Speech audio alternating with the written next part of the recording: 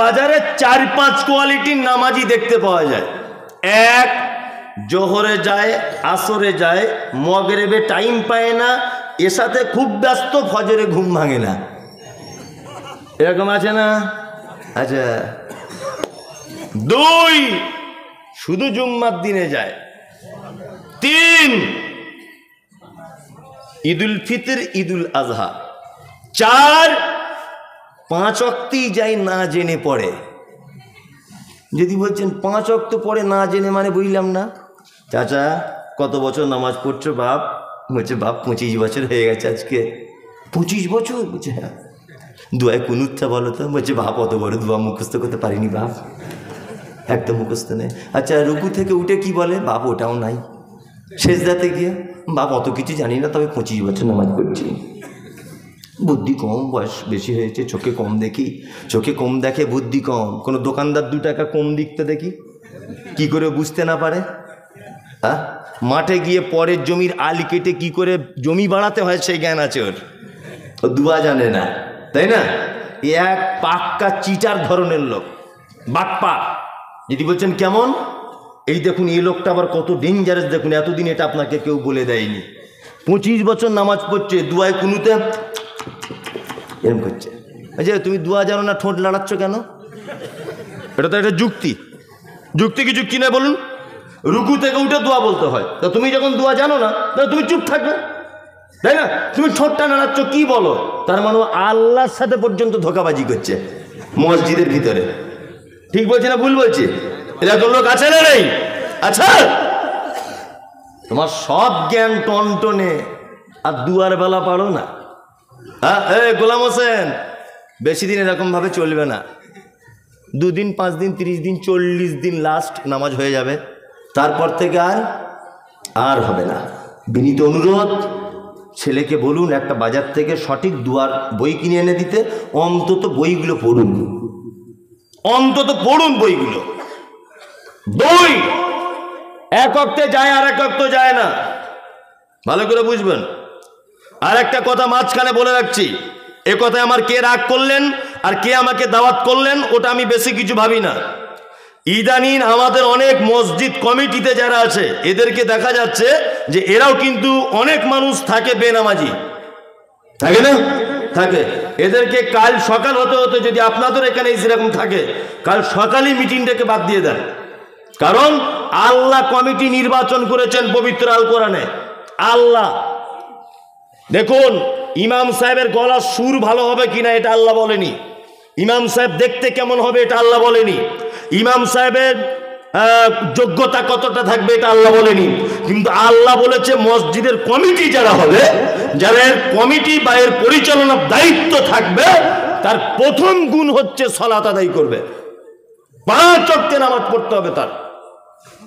আর আপনি যদি নামাজ না পড়ে থাকেন, কাল সকালেও তো আপনি রিজাম দিয়ে দেন, কিন্তু এটা আপনার কাছে অনুরোধ, সকাল হতে হতেই যে ভাই খাতাপত্র ধরো, আমি নামাজ পড়তে পারছি না, আমি আল্লাহর ঘরের অন্তত দায়িত্বে থাকবো না, আমি ক্লাবের দিকে থাকবো, আমি অন্য কাজে থাকবো, আমি ওই কবরস্থানে থাকবো, আমি ওই জলসা কমিটিতে থাকবো, আমি মসজিদে থাকবো না। আল্লাহ পর্যন্ত নিষেধ করেছে থাকা। আমি মমতাজুল ইসলাম এটা বলছি না, আল্লাহ বলেছে। সূরা তাওবাটা খুলে দেখুন, আছে না নেই? আছে? আর জিজ্ঞেস করুন, সূরা তাওবাটা খুলুন, আছে। বিনীত অনুরোধ, সালাত বাধ্যতামূলক ইবাদত। যারা বলছে জোহর পড়ি, আসর পড়ি, এশা পড়ি, ফজরে যাই না, ঘুম ভাঙে না, তাই এরা বেনামাজিদের তালিকায়। যদি বলছেন কেমন করে, আপনাকে বলছি, আমার বেটা মাধ্যমিক পরীক্ষা দিবে, 4টে বিষয় পরীক্ষা হবে, 3টেতে 100 নাম্বার পেয়েছে। আচ্ছা বলুন তো দেখি, একটায় যদি 0 পায়, রেজাল্ট যেদিন বার হবে পাস না ফেল? ফেল। জোহরে গেছে 100 নাম্বার, আসরে 100 নাম্বার, মগরিবে 100 নাম্বার, এশাতে 100 নাম্বার, ফজরে ঘুম ভাঙেনি তাই যায়নি, ফেল। কি বললাম বুঝলেন? 2, যারা শুধু জুম্মার দিনে যায় এদের খুব কঠিন বিপদ, এদের থাকার জায়গা জাহান্নাম। যারা শুধু জুম্মার দিনে যায়, যদি বলছেন আপনার কি বাপের জান্নাতটা ঠিক এলো আছে, হ্যাঁ পাগল, আমি বলিনি, কোরআন বলছে। কোরআন কি বলছে? কোরআন বলছে ফাওয়াইলুল লিল মুসাল্লিন ওয়াইল নামক জাহান্নাম ওদের জন্য। আল্লাযীনা হুম আন সালাতিহিম সাহুন, যারা সালাত আদায় করে অস্বস্তি সহকারে। আল্লাযীনা হুম ইউরাউন, যারা লোক দেখানোর কারণে নামাজ পড়ে। জুম্মার দিনে শুধু যায় মানে এটা বুঝে নিতে হবে বাজারে 5 জন দোকানদার 4 জন যাচ্ছে, আমি যদি না যাই মান সম্মানের ব্যাপার। ও তখন লোক দেখানোর উদ্দেশ্যে ঝাঁপ নামিয়ে দিয়ে মসজিদে চলে এসেছে। আল্লাহ যেন ওর দিকেই টার্গেট করে বলছেন ইউরাউন, যারা লোক দেখানোর জন্য মসজিদে সালাত আদায় করতে যায় এদের থাকার জায়গা জাহান্নাম। আছে তো কোরআনে, এটা জিজ্ঞেস করুন। তা আমি শুধু অনুবাদ করে দিচ্ছি আপনাকে বাংলাতে।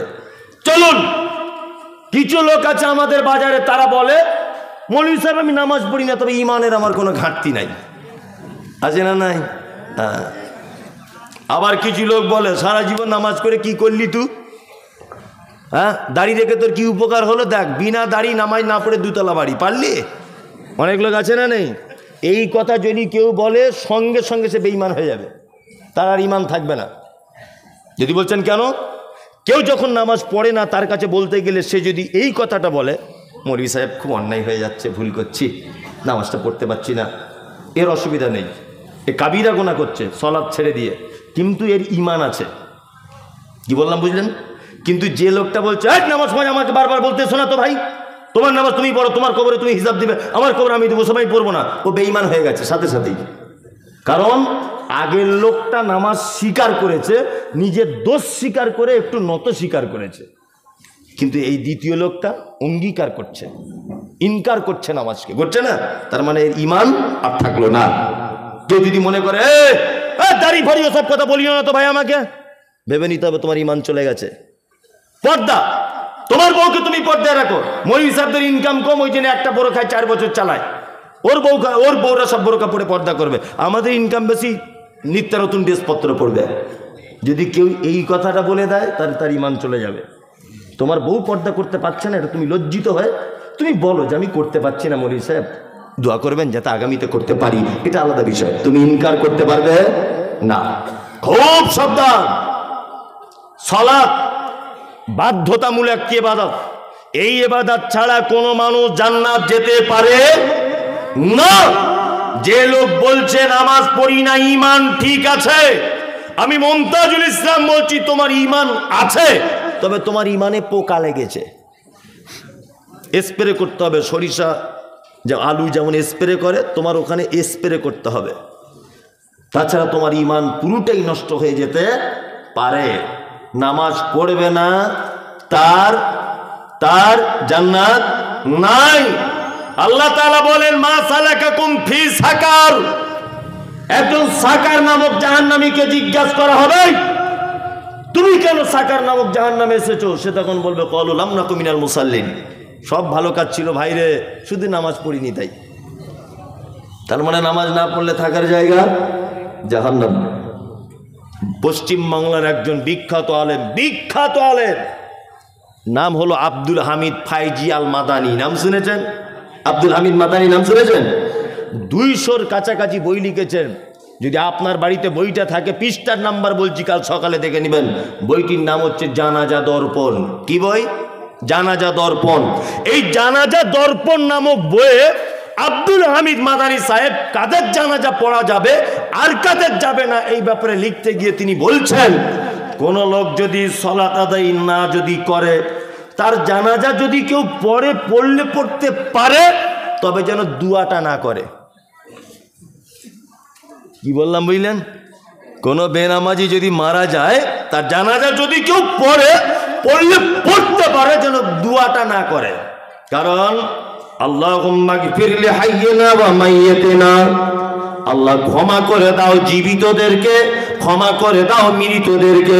অশাহিদিনা, আল্লাহ যারা উপস্থিত তাদেরকে ক্ষমা করে দাও, যারা অনুপস্থিত তাদেরকে ক্ষমা করে দাও, যারা বড় তাদেরকে ক্ষমা করো, যারা ছোট তাদেরকে ক্ষমা করো। আল্লাহ নারীদেরকে ক্ষমা করো, আল্লাহ পুরুষদেরকে তুমি ক্ষমা করো। এই যে দুয়াটা রয়েছে বন্ধুরে আমার, আল্লাহর ঘোষণা হচ্ছে এই মা সালাকাকুম ফি সাকার।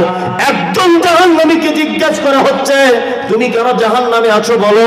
ও বলবে কলো লাম নাকু মিনাল মুসাল্লিন, আমার সব ভালো কাজ শুধু নামাজ পড়িনি। তার মানে অত্র আয়াত থেকে প্রমাণ হলো নামাজ না পড়লে তার থাকার জায়গা জাহান্নাম। জাহান্নাম যার ব্যাপারে আল্লাহ ডাইরেক্ট বলে দিচ্ছে, এইরকম কোন মানুষের জানা যায় যদি আপনি বলেন আল্লাহুম্মা গফির লিহাইয়িনা, আল্লাহ ক্ষমা করে দাও উপস্থিত মানুষদের, জীবিতদেরকে, অমাইয়াতিনা, আর যে মারা গেছে তাকে। জীবনে নামাজ পড়েনি তার জন্য যদি এই দোয়াটা করেন তাহলে আল্লাহর উপরে চলে যাওয়া হয়ে যাচ্ছে না? আল্লাহ তো ঘোষণা করছে জাহান্নাম, আর আপনি বলছেন ওকে ক্ষমা করে দেন। এটা কেমন ব্যাপার হয়ে যাচ্ছে না? যাচ্ছে না, আমার কথা বলিনি, ওনার বই থেকে পড়ে এসে বলছি। তাহলে নামাজের কত গুরুত্ব বলুন তো, আছে না নেই? কোনো মানুষ নামাজ ছাড়া জান্নাত যেতে পারবে? পারবে? পারবে না। বিনীত অনুরোধ, কিছু করেন না করেন অন্তত পক্ষে 5 ওয়াক্তের জামাত সহকারে নামাজটা পড়ব, ইনশাল্লাহ পড়ব। গাড়ি চালান তাই না, অনেক দূরে দূরে ভাড়া খাটতে যেতে হয়, এক সাইডে দাঁড় করিয়ে চট করে, আপনার তো ভালো সুবিধা, জোহরের নামাজ দেখছেন 4 রেখাত 2 রেখাত পড়ে নেন, আপনার তো খুব আরাম তাই না? আসরের 4 রেখাত, গাড়িটা একটু বাম দিকে সাইড করে দিয়ে 2 রেখাত পড়ে নেন, আপনার ছুটি। সুন্নত পড়তে হবে না, কিচ্ছু পড়তে হবে না আপনার, শুধু আসরের 2 রেখাত কসর পড়ে নেন, আপনার ছুটি। জোহরের কিছুই পড়তে হবে না, শুধু 2 রেখাত কসর করে নেন আপনি। কি বলে, অন্তত মুসলিম থেকে যাবেন। বললাম বুঝলেন? অন্তত পক্ষে কি থেকে যাবেন? মুসলিমটুকু থেকে যাবেন আপনি, ইসলাম থেকে খারিজ হবেন না। খুব দুঃখ লাগে, আফসোস লাগে সত্যি, যে আমরা প্রত্যেক জায়গাতে জলসাগুলোতে এই মসজিদের উন্নতি করবে। কিসের উন্নতি? না আমাদের মসজিদের মার্বেল পাথরটা লাগাতে হবে তাই। আচ্ছা বলুন তো, মাটির মসজিদে নামাজ পড়লে নেকি কম আর মার্বেলে পড়লে নেকি বেশি, এরকম কোনো ব্যাপার আছে? আছে তাই। তা আপনার মার্বেলের উপরে এত কেন আপনার টেনশন? এসা কই মসজিদের সর্দার সাহেব, মসজিদের ইমাম সাহেব, মসজিদের যারা পাক্কা মুসল্লি, তারা মিলিয়ে কই এটা তো বলে না চলো প্রতিদিন আমরা টার্গেট করব 5 জন করে নামাজি বাড়াতে হবে,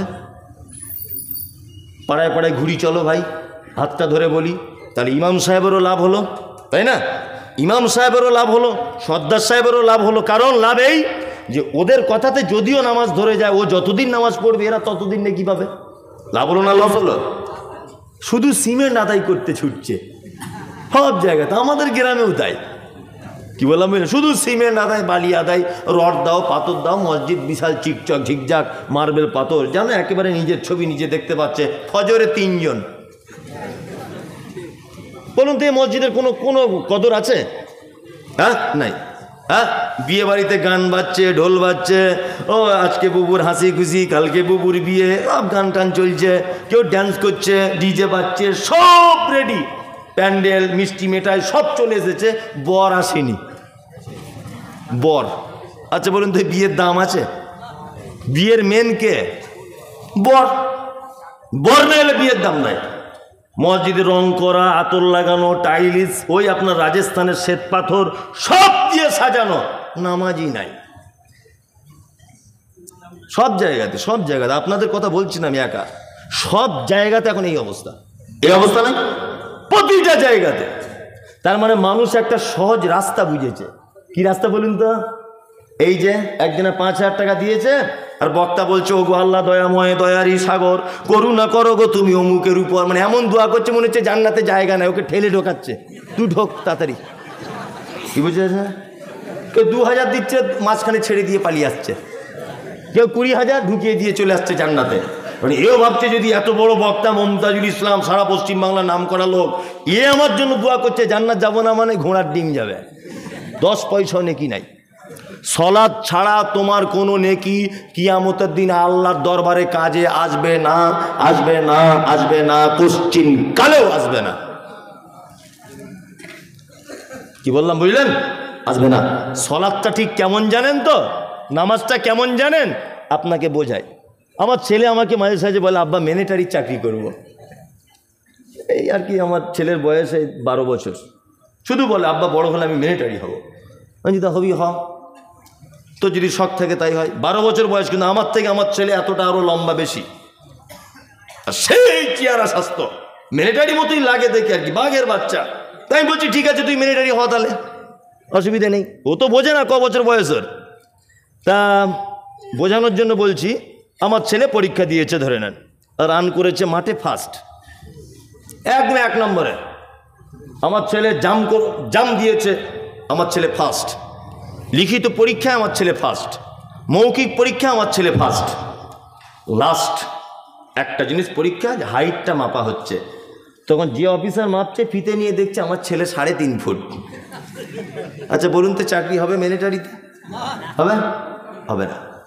হেডমাস্টার হতে পারবে, ও ডাক্তার হতে পারবে, ও ইঞ্জিনিয়ার হতে পারবে, তাই না? ও উকিল হতে পারবে, ও ব্যারিস্টার হবে, ও বিচারপতি হবে, সব কিছু হবে। কিন্তু মিলিটারি এই চাকরিটা বা আর্মিতে আমার ছেলে কোশ্চিন কালোর চান্স পাবে না। কারণ এই চাকরির শর্তটাই হচ্ছে লেখাপড়া তুমি মাধ্যমিক উচ্চ মাধ্যমিকে 4-5টা ব্যাক পাবো, তো অসুবিধা নেই। হাইট ভালো হতে হবে, চেহারা ভালো হতে হবে, রান ভালো করতে হবে, ক্ষমতা ভালো থাকতে হবে, শরীরে কোনো খুঁত থাকলে হবে না, এটাই ব্যাপার, তাই না? হাইট ভালো হতে হবে, তার মানে বোঝা যাচ্ছে যে এই ডিপার্টমেন্টের এটাই মেন শর্ট, যে হাইটটা ভালো হতে হবে। ঠিক তেমন জাকাত দিয়েছেন আলহামদুলিল্লাহ, জলসা শুনেছেন আলহামদুলিল্লাহ, নেকি হয়েছে, কোনো অসুবিধা নেই, কোনো অসুবিধা নেই। বুনের জমি বুঝে দিয়েছেন আলহামদুলিল্লাহ, খুব ভালো জিনিস। পাড়া প্রতিবেশী সবার সঙ্গে ভালো ব্যবহার করেছেন আলহামদুলিল্লাহ, খুব ভালো জিনিস। শুধু নামাজ নেই, জান্নাত নেই। সব ভালো কাজ, শুধু নামাজটা নেই, জান্নাত নেই। জান্নাতের মূল শর্তই ইবাদতটা। কি বুঝতে পারছেন? স্টেজে সবাই মোটামুটি ঘুম ঘুম ভাব, 11:30 বেজে গেছে, 12টা বাজতে যাচ্ছে, বুঝলেন না? সবাই ঘুম ঘুম ভাব। আর আমার আল্লাহর রহমতে সব ঘুম ঘুম লাগে না, যাই হোক আমার কোনো ব্যাপার নয়, আপনি চালিয়ে যান, ও মজা লেগেছে খুব। আল্লাহ তাআলা তারপরে বলছেন, ইয়া বুনাইয়া আকিমিস সালাত। লোকমান হাকিম তার বেটাকে বলছে, বেটা সালাতটা আদায় করো, অসবির আলা মা আসাবাক, আর বিপদ আপদ হলে ধৈর্য ধারণ করো। কি বললাম বুঝলেন? আল্লাহ তাআলা তারপরে বলছেন, ওয়ামুরু বিল মারুফ, ভালো কাজের আদেশ দাও, মন্দ কাজে নিষেধ করো। দুটো, একটা মন্দ কাজ আর ভালো কাজ বলে দেবো নাকি? বলে দিই, বলে দিই। প্রথম মেয়েরা শুনছে নাকি কোথা থেকে? ওদের ব্যাপারে একটা হাদিস বলে দিই, আর আপনাদের ব্যাপারে একটা হাদিস বলে দিই। হ্যাঁ, প্রথমে তুই ভাই ধৈর্য। আল্লাহ নবী বলছেন, আল মারাতু ইজা সাল্লাতু খামসাহা, একজন নারী যদি 4টে কাজ যদি করে জান্নাত চলে যাবে। 1 নম্বরে হচ্ছে সে যদি 5 ওয়াক্তের সালাত আদায় করে, অসামাত শাহরাহা, আর 1 মাস যদি সে সিয়াম পালন করে। কতদিন সিয়াম রাখবে, কতদিন রোজা রাখবে? 1 মাসের ভিতরে কেউ রাখবে 27 দিন, কেউ রাখবে 25 দিন, আবার কেউ রাখবে 23 দিন। বাকি দিনগুলো যদি নামাজ হয় ওই ছুটি দিয়ে দেওয়া হয়েছে, রোজা যদি হয় অন্য মাসে করে দিতে হবে। আর 3 নম্বরে ওয়া আতাআত বালাগা, বিশ্ব নবী বলছেন, ও নারীরা তোমরা তোমার স্বামীর সেবা করবে, তাহলে তুমি জান্নাত চলে যাবে। কটা ভালো মন্দ কাজ বলে দিচ্ছে হাদিস দিয়ে, শুধু হাদিসগুলোর বাংলা বলে দিই। 1, মায়েদেরকে বলছি 4টে কাজ করুন, জান্নাত চলে যাবেন। কটা কাজ? 4টে। 1, 5 ওয়াক্ত নামাজ পড়বেন। 2, অসামাত সাহারা, 1 মাস রোজা রাখবেন। আতাত বালাহা, স্বামীর সেবা করবেন। করে তো? আপনাদের করছে? পানিটা দেখি বাবু, একটু পানি। ও খুব ভালো লোক, ও সব বুঝে। বিসমিল্লাহ।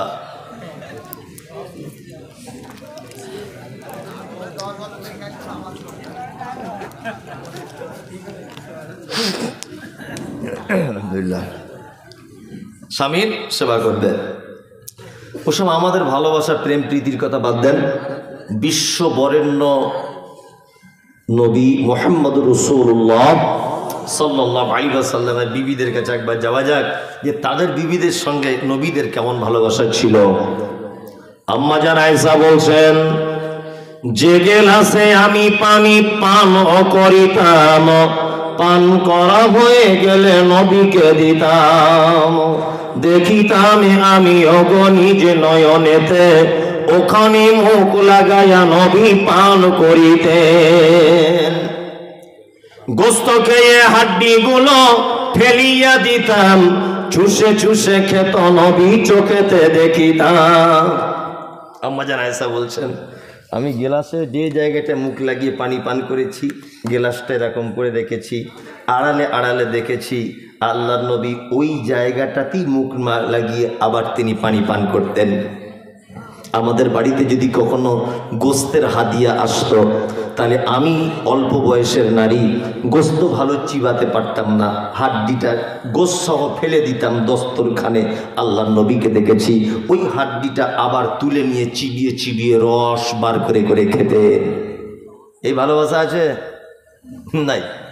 আপনার বউ আপনার আঁটু খায়, আর হারামখোর সারাদিন যে বিড়ি টানে, ওর মুখের যা গন্ধ, ঠিক বলছি কিনা? ওর মুখে যা গন্ধ, ওর বউ থাকে কি করে সেটাই ভাবি। আশ্চর্য ব্যাপার। বাসে ট্রেনে তো উঠি না, নিজের গাড়িতে করে যাতায়াত করি, তো যখন বাসে ট্রেনে উঠতাম এই বিড়ি সিগারেট এসব যারা খেয়ে ওঠে, এত গন্ধ, পাশে থাকে কে? আঁটু খাওয়া তো দূরের কথা, তাই না? আর আম্মা জান আয়েশা কি বলছেন? যে গেলাসে আমি পানি পান করিতাম, পান করা হয়ে গেলে নবীকে দিতাম, দেখিতাম আমি অগণিজ নয়নেতে, ওখানে মুখ লাগাইয়া নবী পান করিতেন। গোস্ত খেয়ে হাড্ডি গুলো ফেলিয়া দিতাম, চুষে চুষে খেত নবী চোখেতে দেখিতাম। বিশ্ব নবী বলছেন, ওয়া আতাআত বা'লাহা, ও নারীরা তোমরা স্বামীর সেবা করবে, ওয়া আহসানাত ফারজাহা, 4 নম্বরে শুনে নাও, তুমি তোমার লজ্জাস্থানের হেফাজত করবে। ফাতাদখুল মিন আই আবওয়াবিল জান্নাতি সাত, তাহলে জান্নাতের 8টা দরজার ভিতরে যে কোনো দরজা দিয়ে তুমি চলে যাবে, পৃথিবীর কেউ তোমাকে আটকাতে যাবে না, কেউ আটকাবে না। লজ্জাস্থানে হেফাজত, পর্দা করতে হবে। এই মেয়েরা করে নদিয়ায়, হ্যাঁ, মনে হচ্ছে যেন জজ কোর্ট, সুপ্রিম কোর্ট, কোর্ট বসে না, আমাদের ওদিকে বসে। 4 জন এই জায়গায় বসে আছে রাস্তার উপরে, মেয়ে ছেলে এলে গল্প করছে। সব জায়গা আছে না? সব দরজা দরজায় দেখছেন? তাহলে আমি মনের কথা বুঝতে পারছি কোন জায়গা কি ওষুধ লাগবে। সব ঘটনা ঘটছে কি করছে না, আর ওদের কাজই হচ্ছে। কি ব্যাপার, ও কথা বলছে কার সাথে? ওর বউকে গিয়ে বলছে, ভাবি, ও খাদিজা ভাবি, একটা কথা বলবো? ভাই মনে হয় কারুর পাল্লায় পড়েছে। এই যে বলে দিয়ে চলে গেল, সংসারে 12:30 বাজিয়ে দিয়ে গেল। কি বলছি বুঝতে পারছেন না? এদের কাজই হচ্ছে পিয়নগিরি করা, নারী জাসুসি করা।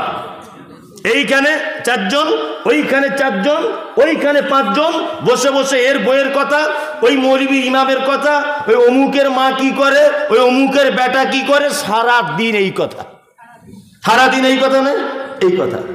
মনে হচ্ছে পাড়ার রিপোর্টার। সব পাড়াতে, গ্রামে গ্রামে, প্রত্যেক পাড়ায় এইরকম একটা একটা নায়িকা থাকে, যে সবাইকে আবার পরিচালনা করে। সবার আগে কথা তার কাছে প্রথমে আসে। কি বললাম বুঝলেন না? এরকম আছে না নেই? আচ্ছা, হযরত মুহাম্মদ বোকা লোক ছিলেন না খুব জ্ঞানী লোক ছিলেন? জ্ঞানী লোক ছিলেন। নবীজি কি বলছেন? আল্লাহ নবী বলছেন, যে রাতে মিরাজ হলো বিশ্ব নবীজির, নবী বলে জাহান্নামে নারীদের ভিড়। একজন মহিলা বলে, বিশ্ব নবীজিরে, কোন কারণে বেশি ভাগ যাব জাহান্নামে? প্রথম কারণ হলো অধিক নারীগণ, অল্প ধলেতে তাদের ভরে না গমন। দ্বিতীয় কারণ হলো অধিক নারীগণে আর ঝগড়াঝাটি বেশি করে নিজের স্বামীর সনে। তৃতীয় কারণ হলো শোনো সমাচার, না শুকরিয়া করে ও নিয়ামত আমার। গীবত যে বেশি করে এক অপরের তরে, এহেন কারণে নারী যাবে জাহান্নামে। বিশ্ব নবী বলছেন, আমি মিরাজের রাত্রিতে রাস্তাতে অনেক ঘটনা ঘটেছে, আমি জান্নাতের ভিতরে দেখলাম শুধু যেন রিক্সা চালকেরা, ফুচকাওয়ালারা, ফেরিওয়ালারা, গরিব মানুষেরা, যাকে পাড়ার লোক তুচ্ছ মনে করত, যাদেরকে 10 পয়সা দাম দিত না, এই কোয়ালিটির মানুষগুলিকে দেখলাম জান্নাতের ভিতরে তারা সিট দখল করে আছে। আর জাহান্নামের দিকে তাকিয়ে দেখলাম অহংকারী ধনী মানুষেরা, আর অধিকাংশ নারীদেরকে দেখলাম যে নারীরা যেন সব জাহান্নামের ভিতরে যেন রয়েছে। বিশ্বনবী ফেরত এলেন, বক্তব্য রাখতে রাখতে বলছেন, ইয়া মাশারান নিসা, হে নারী জাতি, তাসাদ্দাকনা তাসাদ্দাকনা, তোমরা বেশি করে সাদকা করো। একজন নারী বলছেন, আল্লাহর নবী, কেন আপনি আমাদেরকে বারবার সাদকা করার কথা বলছেন? বিশ্বনবী বলছেন, এই মাত্র তোমাদেরকে জাহান্নামে দেখে এলাম যে তোমাদের অধিকাংশ নারী জাহান্নামের ভিতরে রয়েছে। এক প্রথম কারণ হচ্ছে অল্প জিনিসে তোমাদের মন ভরে না। পরীক্ষা করে দেখবেন, ভরে না, ভরে ভরে না। ওর এত আছে তবুও বলবে নাই, এটা নারী। দুই, স্বামীর অকৃতজ্ঞতা সব সময়তেই। অকৃতজ্ঞতা নেই, ও সব ভালো, সারা জীবন। একটা প্রাণী আছে যার খায় তার বদনাম করে, তার নাম নারী। বুঝলেন তো? 30 বছর আপনার সংসার করছে, 30 বছরে মাঠ থেকে একটা বড় কাঁঠাল এনে স্বামী স্ত্রী দুজনা দুপুরবেলাতে খেতে বসেছেন, কাঁঠালটা ভেঙে। তা আপনার বউকে বলুন, নাফিসার মা, আমাদের কাঁঠালটা কি মিষ্টি বলো। দেখবেন ও এক চান্সে বলবে, তুমি যতই ফটর ফটর করো আমার বড় ভাইদের গাছের মতো মিষ্টি নয়। এটা বলবেই, এটা ওর চরিত্র। হ্যাঁ, একদম। ও সব মেনে নিবে, বাপের বাড়ি বদনাম সহ্য করবে না। রাত্রের বেলা আজ কি পরীক্ষা করবেন? তোমার হাসি বাবা হিমামালানি ফেল, তোমার চোখ, তোমার মাথার চুল, তোমার গোলাপি কালারের ঠোঁট, তোমার হাতের রান্না, তোমার চলন, তোমার তাকানো, তোমার অভিমান, তোমার মুচকে হাসি আমাকে প্রেমে পাগল করে দেয়। সব ভালো, দেখবেন দিন দিন করে নাচছে। প্রশংসা করে দিয়েছেন, বালিশে মাথায় দেওয়ার আগে একটা কথা বলবেন, সব ভালো, তোমার আব্বারা লোক খারাপ। এইটা আজকে রাতে বলে দেখবেন, বুঝলেন তো? গামছা যদি থাকে গলায় দিয়ে টেনে জিভ বার করে দিবে। ও সব মেনে নিবে, বাপের বাড়ির বদনাম সহ্য করবে, কখনই করবে না। এর নাম কি? নারী।